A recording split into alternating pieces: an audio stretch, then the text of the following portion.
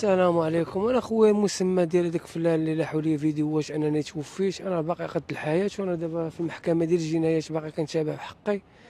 وهادشي اللي كاين راه عرفتينا هذا الواقعة شنو؟ داروني توفيت. انا خويا سيكيريتي خدام في التيران، انا جاي كنرجع الناس كنرجع فيهم نيت هما حتى شي صرت لي حديد على راسي. هذا زعقاتني رجب الله حرداتني، راه الناس سابوا الفيديوهات وانا الحمد لله راه باقي على قد الحياه. ضروري انا دابا راه خرجوا لي تصريح، ونهار 29 واحد راه عندي جلسه معاهم عاوتاني. شهاده طبيه كلشي تكلفت بها اخويا، والشركه راه واقفه معايا والمخزن تا هما راه واقفين معنا الحمد لله.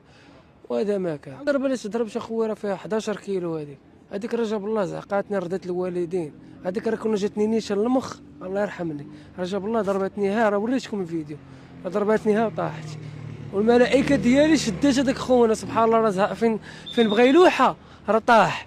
كنا جابه فاس راه ما كنتش غادي نبقى في الحياه. شو الحمد لله. الرساله كنوصل انا باغي ناخذ اخويا التعويضات ديالي وحقي العينين، ندير عمليه تجميله جاتني في وجهي.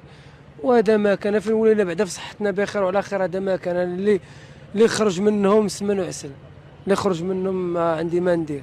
هما كلشي عندهم مخزن راه معانا الحمد لله. شريكتي حتى هي راه واقفه على الشغل. وهذا ما كان اخويا. فين ولينا بالصحه بخير وعلى خير. هذا هو الربح.